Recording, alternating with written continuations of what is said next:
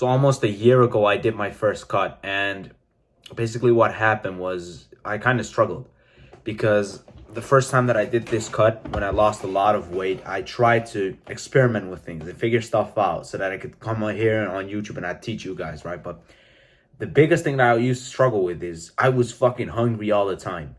And a lot of people that are cutting are hungry all the fucking time. Because when I had my dad go on a cut, I still didn't know many things about what I know now. And he'd always used to say like, my fucking stomach, it's singing like a love song because it's so fucking hungry, it's some weird fucking joke he makes. But how can I now be on a cut and never be hungry? Like, it doesn't even make sense to me. Like, I cannot even believe it myself. Like, how am I on a cut but I'm not hungry? And I'm gonna teach you like exactly what I'm doing that causes me to just be full every single day. So to start off, so I'm not gonna do this in steps, but let's just do like A. The first thing, right? Leptin. It's a hormone that your brain makes and it tells you you're full.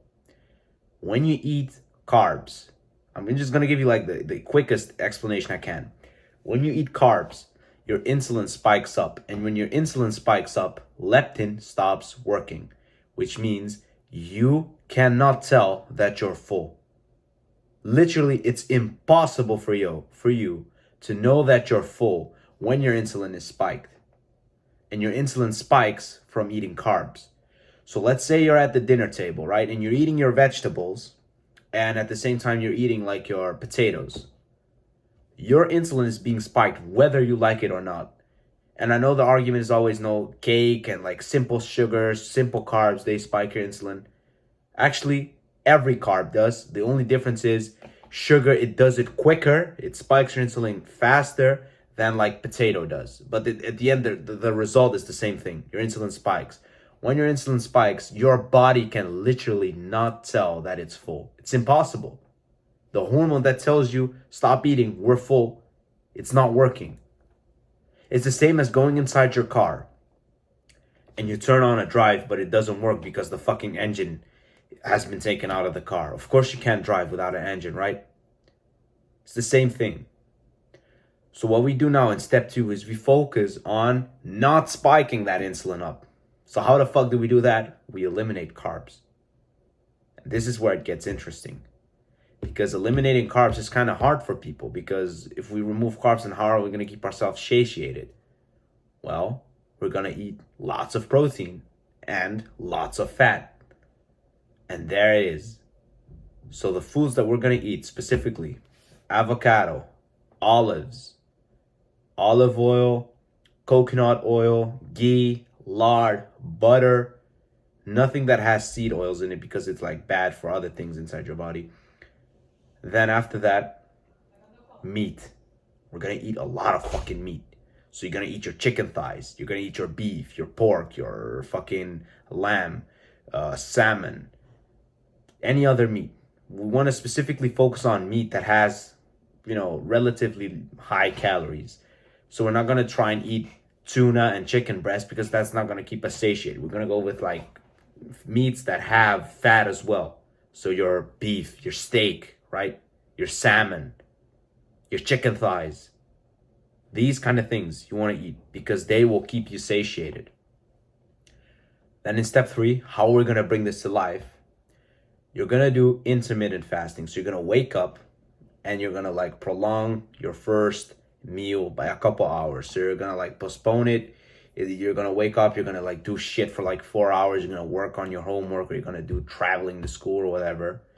And the first thing that you're going to be eating, specifically the first meal, 4 eggs cooked in like butter or olive oil with an avocado and a couple olives.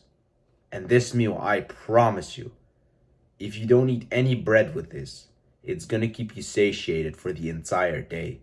The only reason we eat even more food is just, just because it's good for you. Like, especially if you're like weightlifting, you want to eat a little bit more food. You don't want your muscles to like fucking deplete and stuff, to atrophy. So we're going to eat that first meal, 4 eggs, Obviously, if you're really small, you'd know you know what I mean. Like, okay, you can drop it to 3 eggs or 2 eggs, but go 4, 5, 6, 7, 8 even, depending on how large you are. I usually just do 4 because I'm trying to keep it like civilized in my house. I don't want my mom to go have to buy eggs every single fucking day because I eat like 8 eggs. So I just stick with 4, right? Then what we're gonna do is for dinner, we're gonna have as much meat as we can. As much meat as we can. Because meat is gonna keep us satiated so fucking much. So what I just had for dinner, like not even an hour ago, was 500 grams of chicken thighs. 500 grams of chicken thighs, and I can literally like fucking feel it sitting in my stomach. I know that until the fucking morning that I wake up my eyes tomorrow, I'm not gonna be hungry. Simply because this meal, it satiates you so fucking much. So there it was, the 3 things. We're gonna control insulin by not letting it spike up by eating pussy carbs. Any fucking carb. All carbs are pussies. We're not gonna eat carbs. And this is specifically for fat loss. Obviously, if you're building muscle, okay, you might want to add some carbs, but we're trying to limit it to fat loss, right? No carbs. The diet plan, so the foods that we're allowed to eat, and then how we're gonna eat. Very simple. I love you guys. My name is Daniel. I want to help improve your life. In the description, you can do personal coaching if you wish. You don't have to. Goodbye.